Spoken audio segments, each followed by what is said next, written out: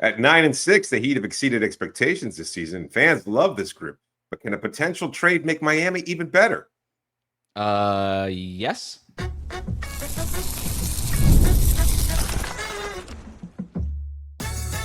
You are Locked On Heat, your daily Miami Heat podcast, part of the Locked On Podcast Network, your team every day.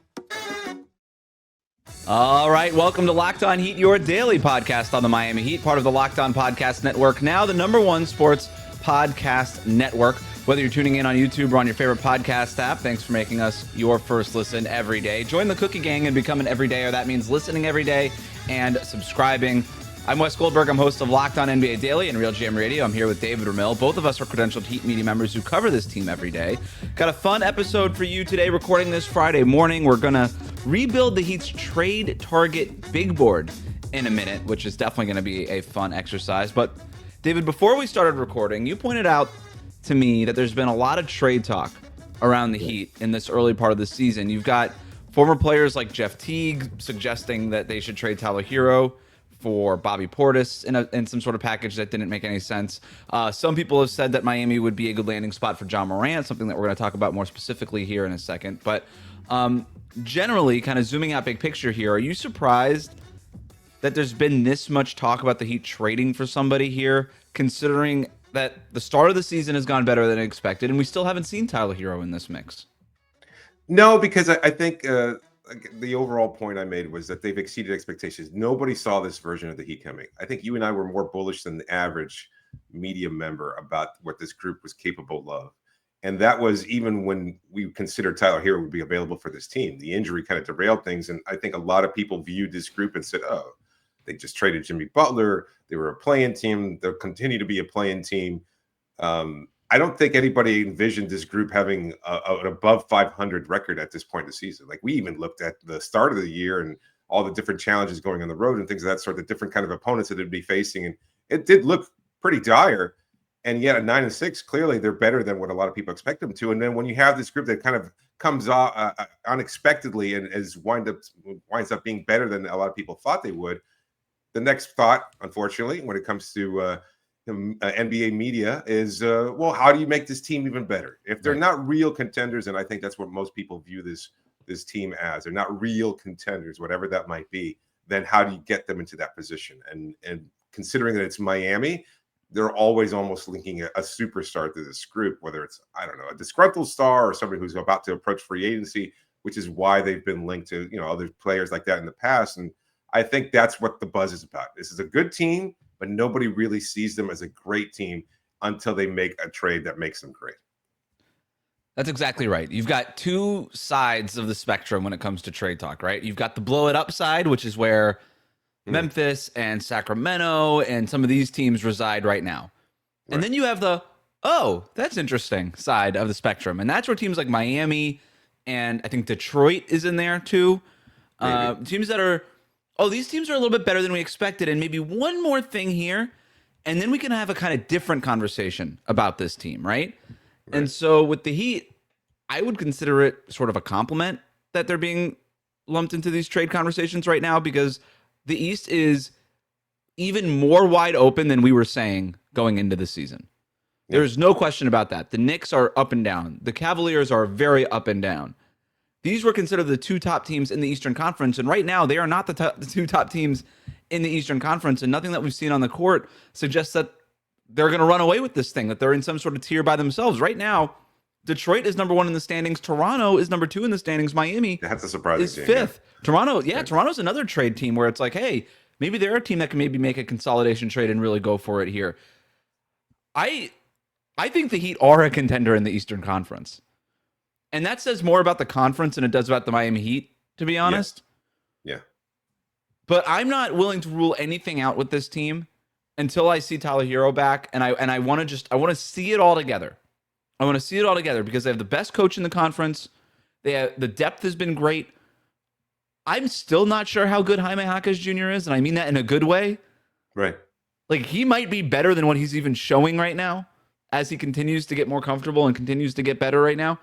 I think Bam is going to figure out his spots. Kel'el has just been progressing. Even in the early parts of the season, he's been great. We expect Nikola Jovic to turn things around. All of that said, that's why I'm not surprised that the Heat have been included in these trade talks, because it does make sense when you see a team like this. It is a blessing for the trade machine people like me who just love to hop on the trade machine a couple times a week and just be like, hey, like, let's see what we can do if we move some things around.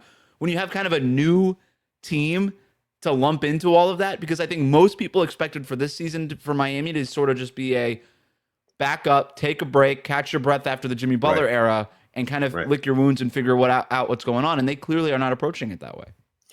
And there's the added factor of, well, they've been doing this without Tyler Herro. And I think this kind of reminds me of where the group was in 2023 after the run to the finals. Of course, just as a reminder, Tyler gets hurt early on in the process. They wind up excelling despite it. In some people's views, in spite or because of the fact that he was injured. And so I think you look at what this team is now, and they've been doing it without Tyler. How useful is he really? How necessary is he to Miami's success? And that just adds even more fuel to this potential trade conversation that everybody's having about this group. So it is a compliment, but it feels kind of like a backhanded compliment too, right? Like, yes, we see that you're good, but we also recognize you're not good enough. And I'm sure the players are like, well, what the hell are we, chop liver? Why do we need to make a trade? Why do you think that we need to upgrade this roster? This doesn't feel like it did, last year when things were so dire and the whole Jimmy cloud was hanging over everything, where you really needed to make some kind of a big overhaul or a massive improvement to this team. And you want to maximize the Jimmy Butler window. I don't think this doesn't feel the same way. This is more about trying to make a change to improve this current team. And as such, I don't know that an overhaul is even necessary. Yeah, I'm not sure. I was talking with some people before the Warriors game, and I'm saying, look, I understand all the trade talk. I don't know that I would do anything. Unless, like, we're gonna build the trade big board target list in a second, and there are definitely some names where if they become available, you're like, yeah, just go ahead and get that done if you can. But there's that level of urgency that was there over the last couple of years during the Jimmy Butler window. That's gone, right? Like, the reason why they were interested in Damian Lillard and maybe, trading everything that it would have taken for Damian Lillard and the couple of times they were involved in Kevin Durant, they weren't even willing to do it at that point, to move all of it to go get him. And they're certainly not going to be willing to do all of it this time around, because I don't think that level of urgency is there. I think there's still very much in the what's the lawyer term, like the data finding, the information finding phase of what's going on here. That's where they are. And so while you're here, I don't think you really want to jump to any conclusions or make any dramatic changes that are going to change the data set that you're working with, other than obviously bringing Tyler Herro back. And I do think that that's where people are also coming at this from is, well, they're doing all of this without Tyler Herro, so you might as well trade Tyler Herro. And I frankly don't understand that logic, because we also saw how bad this offense was when Norm Powell was out, and some of the problems that they had when Bam Adebayo was out. We talked about the rebounding and defensively, but they had some offensive issues with Bam out too. I think this idea that, hey, you've got Powell, so you don't need Tyler Herro, maybe that ends up being true. I don't know that we know it to be true yet. And in today's NBA, you can use a lot of scoring and a lot of shooting, and especially in a team like this that's going to be leaning on its offense, why not juice your offense even more? And it's not as if this is the top offense in the league. Right now, they are they're 15th in offensive rating. This is not an offensive juggernaut. They could use Tyler Herro. I think at least the idea of Tyler Herro, I want to see what at least what it looks like when you add an all-star scorer back to this mix and see if they can climb into the top 10. Yeah, I think that makes a lot of sense. I mean, it's they've been better than a lot of people thought. Why not make this roster better? And leaning into that identity offensively is great. But I think you would also want to target somebody who can provide some two-way capability, because you don't want to sacrifice just leaning into the offense and sacrifice your defense as a result, because we've seen some defensive missteps from this group, and they've allowed some teams, even the Warriors. I mean, they held the Warriors to under 100 points, but that wasn't really the Warriors, was it? That was, a kind of a shadow of what that team actually is. And yet there were some defensive issues there, and that they want to clean up. So there's a lot of potential names out there, and I'm curious to see what you think about what this team needs. And I know that's a discussion we'll have throughout the show. But I think an improvement is necessary. And at the same time, I wouldn't pull the trigger on anything until we see what this group is like with Tyler Herro, because that's definitely going to I think, and you think as well, adds something to this team that they're desperately in need of. And if it doesn't, then you can make a decision, right? There you go. But you got to at least see what this is. And I think for a while, but the trade deadline isn't until February, and I don't think the Heat are going to make any major moves before then unless something crazy happens. But we'll get into all that here in a second. One quick update on Tyler Herro. It sounds like he's targeting this upcoming week. Doesn't sound like he's going to play on Friday night, but potentially Monday, maybe a little bit after that. So we could get the return for Tyler Herro here pretty soon. But a lot of people have said that Miami is a perfect spot for John Morant. The problem with that is that they're missing a key detail and a reason why maybe he's not. We'll talk about that next. Today's episode is brought to you by Quo. Let's talk about something every business owner knows too well: missed calls. When a customer tries to reach you and can't get through, well, that's money just slipping away. Quo, spelled Q-U-O, is a smarter way to run your business communication so you never miss an opportunity. Quo is the #1 business phone system, built for 2025, not 1995. It's simple, modern, and designed to help you communicate faster, look more professional, and stay connected wherever you're working. You'll love that Quo works right from an app on your phone and computer. No extra devices, no clunky landlines, just the accessibility that you need for your business. And your whole team can share one number and collaborate on calls, working together. And it's like a shared inbox, which means customers get help faster. And their AI is a game changer. It logs your calls, writes summaries, even sets up follow-ups automatically. It's exactly why over 90,000 businesses are already using Quo for all of those incredible features that you need for your business. Try Quo for free at quo.com/LockedOnNBA. That's QUO.com/LockedOnNBA. And yes, you can even keep your existing number. Quo, no missed calls, no missed customers. Today's episode is also brought to you by DoorDash. The NBA season's heating up, and DoorDash has found the perfect way to keep fans in their bag all season long. Whether you're watching for the highlights, your fantasy team, or just your favorite player, DoorDash makes every game night even better. DoorDash is the official on-demand delivery platform of the NBA, and they're celebrating with something called the bag drop. Every time an NBA player scores 50 points in a game, DoorDash drops 50% off your order with Dash Pass the next day, and you're automatically entered for a chance to win the ultimate fan bag. We're talking player-inspired trip, exclusive gear, and stuff you'll actually want. Hey, you know what? Just last night, Tyrese Maxey of the Philadelphia 76ers scored a new career high with 50-plus points. Today would be the day to maximize that offer. You can get something delivered to your office. If you're at home, if you're watching the game later on tonight, you know what? DoorDash will be there for you, and you can get up to 50% off your order. So the next time someone goes off for 50, like Maxey did last night, use the promo code NBA50 to get 50% off on DoorDash with Dash Pass, plus your shot at the backdrop. Dash Pass members only, 50% off up to $10 the next day after a 50-point game with promo code. Terms do apply. No purchase necessary and ends April 13th. Open to U.S. residents 21 or older. Visit DoorDashInYourBag.com for full details. DoorDash in your bag all season long. We'll be right back. You're right about that Dash Pass 50% off thing. I haven't even ordered lunch yet. I think that's exactly what I'm going to do. Maxey, thank you, Tyrese Maxey. Thank you for making the Locked On Heat your first listen of the day. Thanks for making the Locked On Podcast Network the #1 sports podcast network. Let's talk a little bit more about John Morant. It's been reported that teams are still monitoring Morant's situation in Memphis. He's currently out with a calf injury. He isn't going to play for another week or so. But the Grizzlies are 5-11. It's not exactly like Morant was playing great before the injury either. He's made some comments to the media. There's friction between him and the coaching staff over his role and the minutes and all these things. So people are wondering, okay, what's up with Morant, and is he the next superstar to hit the trade market? Or is Memphis at 5-11, if things keep going south and keep going in this direction, would they actually explore a John Morant trade? So I understand why teams are monitoring John Morant.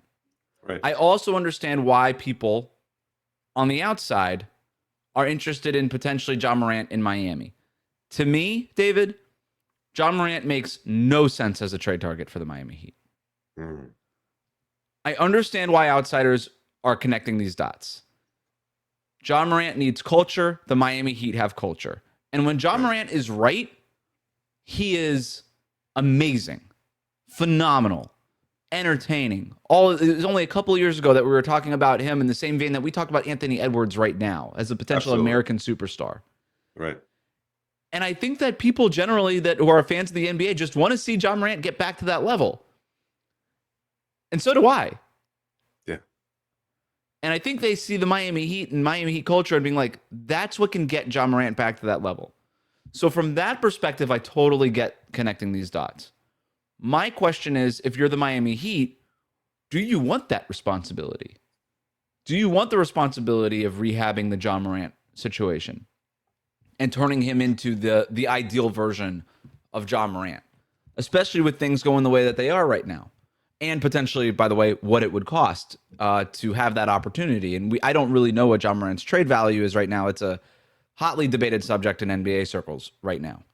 Yeah. But not only that, David, that's not the only reason why I think this is not a good fit for the Heat. On the court, I also think it's a bad fit.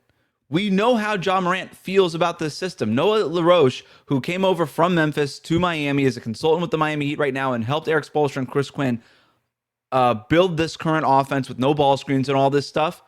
LaRoche came from Memphis last year, and John Morant hated that offense to the point where they had to fire Taylor Jenkins, promote Thomas Isolo, and then they started running even more pick and roll than they've ever run before, because that's the offense that John Morant wants to run. He wants to run a pick and roll offense. Right. And the Heat don't run a pick and roll offense. So that's the part where the detail I think people are missing is that Morant doesn't like this offense. And he's the one star in the league that we've already seen in this offense who openly bristled against it. And so I just don't see the fit here. Am I wrong? I don't think you're wrong. I think we see it from a different angle, because you hear about some of the people making these claims. It's former players, Carmelo Anthony, and even a guy like Bill Simmons, who's fairly plugged in, obviously. And so it just does seem like a puzzle piece fit. It's troubled superstar X with team that always handles troubled players and knows how to assimilate them into a culture that is rock solid and unshakable. No other team could have withstood the past 5.5 years of Jimmy Butler. I don't think any other team could have handled the assembly of a big three the way they did in 2010. And while the rest of the country, and even to some extent maybe the league itself, was rallying against a team like Miami was like, that's okay. We're okay. We can handle this. We know what we are. And that's the kind of internal confidence and strength that this organization is unflappable, that they can withstand that sort of thing. And so they know when a player like Morant is perhaps on rocky ground, they can't accept that, and they'll help him to get better. The problem, and this is where I have some concerns about the Morant fit, even aside from the whole LaRoche factor, which I think is a very valid point that people are overlooking, does he actually want to improve? And I don't think he does. I think this is where the issue with Ja is. He's a guy who is so much better than a lot of people expected him to be, and that he's grown into this superstar level. I don't think he wants to hear it. And this is a team where you need to be able to accept the tough love. You need to be able to have Eric Spoelstra and Udonis Haslem and Bam Adebayo and everybody else affiliated with this group tell you, I don't care what you did in Memphis. That doesn't matter here anymore. Now you're here. You've got to do the work, and you're not good enough. And we want you to be better because we love you, because we want you to be your best. And I don't know that Morant can accept that, because if he did, he'd probably be a lot easier for Memphis to handle. And I don't think he would be creating some of the off the court issues that he has, or some of the on court ones too. So I think that's where the problem for me about Morant is. I don't doubt his talent. I think he's I think the stories about him and what he does off the court have been really blown out of proportion to a certain degree. And there's some cultural things there that probably make it a little difficult for a lot of people to accept. And I don't think that's the problem. I just think there are just some players who are like, you know what? I don't want to hear all that. Yeah. I don't want to accept what Miami is selling. We're not for everybody. How many times have we heard Eric Spoelstra tell us that? And that's the big thing, right? It's right. You've got to do your due diligence on John Morant. And maybe, by the way, LaRoche knows a little bit about John Morant. And maybe he's the one that can come in and say, you know what? It's just not the right situation in Memphis. He actually does want to get better. He just doesn't trust the organization to make him better. But in a team like Miami, maybe he does trust this organization. They took away his ball screens, right? Like, No wonder he doesn't trust that organization. But that I'm just laying out a hypothetical. On the other side, LaRoche could go back to the Heat and say, yeah, he's not for you guys. He's not for everybody. He's definitely not for you guys. Aren't for everybody. He's not for you guys. So we'll see what happens there, right? But potentially, I guess. The other thing about John Morant, why I don't love it as a fit, it's kind of the Jimmy Butler 2.0 thing in a couple of different ways. Number one, his availability. It's not just the suspension that he had a couple years ago. He played 50 games last year, 9 games the year of the suspension, 61 before that, 57 before that, 63 before that, 67 as a rookie. He's only ever qualified for awards one time in his career. And that was his rookie season when he won Rookie of the Year. That's it. He's not available. Yeah. The Memphis Grizzlies had to build an entire system and scheme built on him not being available. Doesn't that sound familiar? Yeah. They've had to invest in backup point guards, whether it's Tyus Jones or I'm blanking, whoever the guy they just signed from Cleveland, Ty Jerome. They've had to invest like real money into their backup point guards because of that. And maybe Miami can get away with that because they already invested in Davion Mitchell, assuming that he wouldn't be part of that trade, which I don't know that we can assume, but like just if you can keep him, or Drew Smith or something like that, you at least have somebody there. But still, you don't want to trade for a superstar player and pay him superstar money if he's not going to be available, which is, again, the Jimmy Butler problem. The other problem with that is he's not an outside shooter. And we saw how that limited Miami's offense, and it forced other people to become outside shooters like Jaime Jaquez Jr. to just stand in the corner last year, which is one of the reasons why he had a bad second season. Like, that's an issue. And, he's a 31% career three-point shooter. That's really tough to build around. John Morant's not an easy fit. They do get to the rim a lot, and they do take pride in that. Sure, there's definitely good things about them. They're star players for a reason. Yeah. Yeah, I don't know. Are you concerned about the on-court? Forget about the LaRoche screening stuff. Like, it just from what we've seen from Morant and the talent level, the athleticism that he has, I still think he would find a way to be good here. Of course. For the record, I love Ja Morant. I've been writing about Ja Morant since he was in college. I love Ja when he's right. I have a concern with the availability thing. That's the biggest part of it. It's when he's right, he's amazing. And to your point, too, you're not the first one to bring up that concern. I know that you're hearing the same stuff. We don't know if this guy's trying to get better because he, frankly, hasn't gotten better in Memphis, and it's been a long time. And he had, the league was at his, it was his. Yeah. It was his league to have, and he just went the other way with it. And I think that's a real big concern if you're the Miami Heat or any team, right? If you're any team that's potentially acquiring him. So John Morant, you and I are we sort of out? Feels like too extreme to say, but we're hesitant about a John Morant trade. Is that a fair way to put it? Absolutely. Okay. I think that's fair, and you're open to the possibility if things really go south for this group, but you do so knowing that there's a heavy amount of risk involved. I'm cautious the way that I would be cautious, like surfing in New Smyrna. Like, I know there's sharks in there. I'm not sure I want to do it, but it seems like a lot of fun. We build our new trade target big board next. Today's episode is brought to you by Prize Picks. You and I make decisions every day, but on Prize Picks, being right can get you paid. Don't miss any of the excitement of this sports season. Whether you're following the NFL, NBA, or both, there's no better time to jump in on the action. And if you haven't tried it yet, Prize Picks is the simplest way to play. Just pick more or less on at least 2 player stats, and if you get them right, well, you win. It takes less than 60 seconds to make your lineup, and you can play anywhere Prize Picks operates, including California, Texas, and Georgia. You'll probably be using Prize Picks like I do during football Sundays, and maybe even when you're watching NBA games. It keeps every game exciting. There's so much to like about it, and when there's a little extra juice writing on it, who doesn't like that?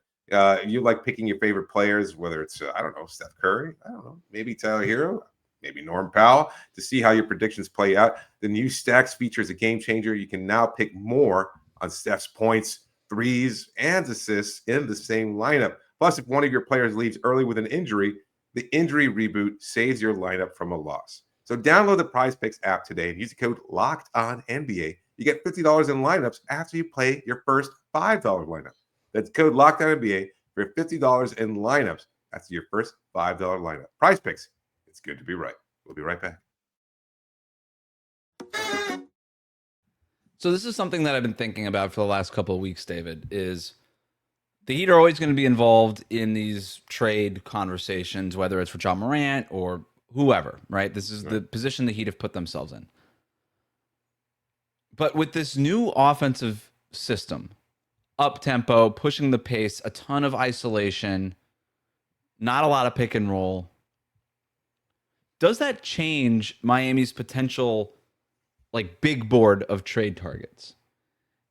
And do we have to reconsider the ideal trade targets for the Heat now that we've seen this scheme? And it's a conversation you and I have had about John Morant, for instance. It's, would you choose John Morant or the system? So there's always going to be a part of that, right? Like there's a certain, like if Luka Doncic says, I want to come to Miami, then you're like, all right, I guess we'll run a Luka Doncic offense then just throw this whole offense in the trash. And that would be fine. But I don't think you're going to do that for everybody. Right. And so I thought it would be fun to kind of go through quickly here with an exercise of just sort of rebuilding our trade target big board. We don't have to do it in order, like from top to bottom, but just names that are at least on the whiteboard here. And so when I think about superstar players, the jury's still out on John Morant. I'm also going to leave Trae Young and LaMelo Ball just over here, right? Like those guys, pick and roll type of players. Maybe you disagree with me, but that's a whole other kind of conversation. But in terms of players that I know can fit this offense, the number one guy is Giannis still. And he's probably the number one guy no matter what, regardless of what scheme you're running. But imagine Giannis in this offense. This is exactly the kind of superstar player that can unlock this offense to whole other levels and turn this team into a legit championship type of contender. And again, that probably goes without saying, no matter what your scheme is, no matter who your coach is, frankly, it's Giannis, right? He's one of the best three players in the league. But imagine him in this team and this system. It's even more exciting than I think it was even before. Specifically, also, I think we've always had questions like, could you fit Giannis and Bam if you ultimately didn't have to move Bam in a trade, which is another thing. But I think with Bam's 3-point shooting, you definitely could, right? Absolutely. I think that's also a thing that's changed. Yeah. I hadn't even considered Giannis. To me, it just feels like that's such a unreachable thing. It's a pipe dream right now, especially Milwaukee's been pretty good. So, yeah, I know they lost yesterday, and they're without Giannis. He's going to be out due to injury for a while. So maybe that's enough for him to be like, oh, you know what? I don't want to do this anymore. But that also feels like an off-season conversation more than anything else. But hey, you know what? Nico Harrison traded away Luka Doncic overnight, and nobody knew or saw it coming. So who knows? Maybe they might be willing to do something in Milwaukee. So yeah, Giannis is. I agree with you. I think most people expect that to be an off-season thing. And by the way, like we just talked about in the first segment, the Heat are probably looking more like a off-season type of decision. But these are still names that are out there. I got one name. Please, let's see if it's on my list. Pascal Siakam. Okay, so this is in the case that the Pacers just say we're going to reset the timeline here? Yeah, absolutely. I mean, do they punt? They're 2-13. Like this season is unsalvageable, and they need that. And yeah, so maybe they look to this season and be like, oh, it's okay. We're willing to kind of take the loss this year. But is Pascal willing to do? Like he just got paid. Yeah. He hasn't really done anything. Like he's won his championship in Toronto. Does he want to win again? It just feels like that's the right kind of professional championship experience. He knows what to do. Has gone on deep runs with Indiana too. So I don't know. I would be shocked if the Pacers traded him. They were just a win away from winning the championship with Siakam playing a huge part in the finals. I think what they do, they have their pick in 2026. They draft somebody at the top. I think they probably trade Benedict Mathurin, who's another player who would be very interesting, because you don't want to end up in a Kuminga situation with Mathurin this upcoming summer. I think they could explore the trade market for him, and that's the guy I would be very interested in if I'm Miami, depending on what the price is, right? I'm not trading Powell or Herro or one of these. That's, to me, more of a flyer type of guy, but it would be interesting depending on if you could get him. Yeah. I kind of like he in terms of his contract? Last year. He's in the final year, so you'd have to pay him. Oh, yeah. And that's why you would have to do it at the deadline. Number one, his contract's coming up as he'll be a restricted free agent. And number two, you want to see him in the system and determine whether or not you want to pay him. No, I think he'd be a great fit here. Oh my gosh. Like that. Yeah.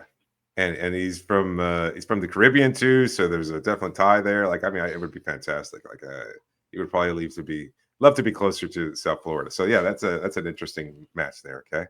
Yeah. I've got kind of feels like he has to be on this list, but it's kind of a John Morant situation. Zion Williamson. I probably wouldn't. Yes, he's on my list as well. New Orleans, again, that season has gone so far south. Oh yeah. And they might just be like, you know what? Time for the reset. And Zion in this offense, if he's right and healthy, I mean, it's Giannis like. It is. I was just about to say, and it's not even an exaggeration. We've seen it. When Zion is right, he is Giannis. He's basically, whatever, like a half notch below what Giannis is. The big question is, can he stay healthy? Can he stay right? And it's similar to the Ja thing where I think the rest of the league is more interested in this science experiment than the Heat are. But if they could salvage Zion, they have a star level player. But that is a big if. I know there's off the court things too with him. But it doesn't feel the same. There's a Duke connection running through the front office.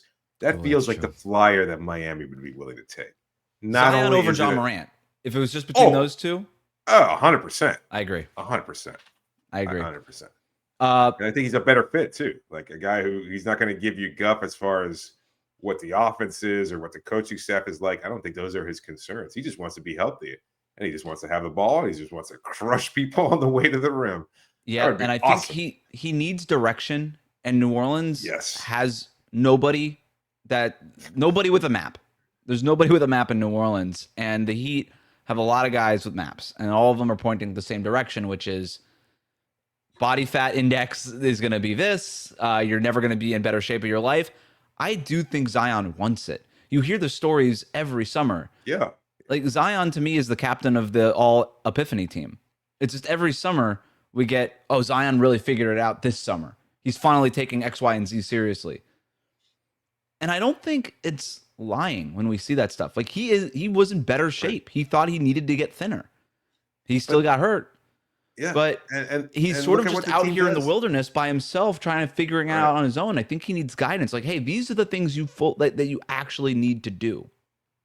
And there's questions about the front office. There's always questions about the coaching staff. Yeah. The medical staff has been under fire. Like that organization, worst medical staff in the league. That just needs an overhaul. If you just and then all of a sudden you come to like the exact opposite in Miami, where everything's stable. Arguably the worst medical staff in the league to one of the best training staffs and medical staffs in the league. I won't say that the Heat are the best, but they're definitely one of the best. Yeah, that's fair. That's a big difference. And that's why I call it a science experiment. I think the rest of the league is interested in that science experiment just to see what it would look like, because we're all interested in what Zion Williamson can do when he's healthy, because like Ja, he's tremendously entertaining. My question is, do the Heat want to shoulder that responsibility? Depending on the cost, that's the big question. A couple other names that I don't want to spend a ton of time on, but are on my kind of maybe list, depending on it. Jonathan Kuminga, Jaden Ivey, John Collins. I think those guys are sort of interesting. I think it's probably too much to get any of those guys. Maybe the Clippers blow it up and you can get John Collins for something cheap, but he's even on expiring. I don't think they'd be in a rush to move him for anything that was not very valuable. And if it is very valuable, I don't think the Heat should trade it for Collins. So is Harden an option? Who? Harden. I thought about James Harden. The isolation stuff is a fit. The way he slows the game down isn't a fit. Yeah. So at this, I thought Harden should have been on the Heat already, but that was during the Jimmy Butler era. Two more names that I think are more interesting. I've come around on Lauri Markkanen. Okay. I'm still concerned about the contract, and based on the reporting that it's going to take basically 4 first-round picks, that's a hard no for me. Yeah. But if the Heat could somehow get him for something less than that, I don't know.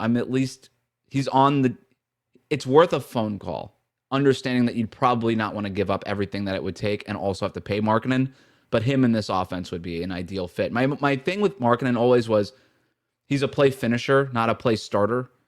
And that was always my concern, because I think this team needs a play starter. But in this offense, where everybody's kind of starting plays, I'm less concerned about Markkanen's lack of playmaking.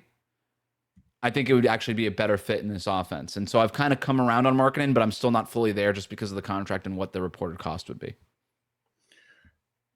What about like a Keegan Murray from Sacramento? So I do have a Sacramento King on my list, but it's not Keegan Murray. Okay. What about Domantas Sabonis? Malik Monk. Oh. What about Sabonis? No. Wait, hear me out. I can't. I don't like his game. I just don't like it. But you know what? He fits the such an rebounding, obvious area of need. The toughness. Yeah, I see it. You play him at center and play Bam at the 4. He's exactly Bam is exactly the kind of 4 that can cover up for all of Sabonis' defensive inefficiencies. Yeah, it makes too much sense. It really would. And he would, I mean, that rebounding edge, they like his work ethic. He's a no hassle kind of guy. He just fits in. Snot He's factor. Never been a problem. Yeah. It's kind of like he's kind of like a throwback Heat player, right? Yeah. No, it does. I just don't like his Sabonis. game. I've always liked Sabonis. No, I like Sabonis personally. I don't like his game for whatever reason. It's just not. It's so unappealing to me. But I think he does fit a lot of areas of need for Miami, and I think it would be a pretty seamless fit. I would probably go so far as to say he might be 3rd or 4th on this big board, maybe even higher. To be honest with you, I know. He's 2nd to Giannis. I know. That's crazy. Yeah. There are definitely people have said with Sabonis, and I think that's right, that there's like a ceiling to how good you can be with him. But I do think if you have a guy like Bam and shooters like Tyler and or Norm Powell, and you have Eric Spoelstra coaching it, I don't think there is a ceiling to a team that has those elements on it. Now, I don't know what it would cost to get Sabonis. The Kings would be asking for basically the rebuild package, but I think the package would be based mostly around picks. And it would probably cost you a young player, whether that's. Would you do it for Kel'el, Nico? I don't know that I would try. I don't know that I would trade Kel'el for Sabonis at this point. I'm still not sure I'm willing to do that. I hear you. But if you're looking to contend immediately, though, he might be the better fit.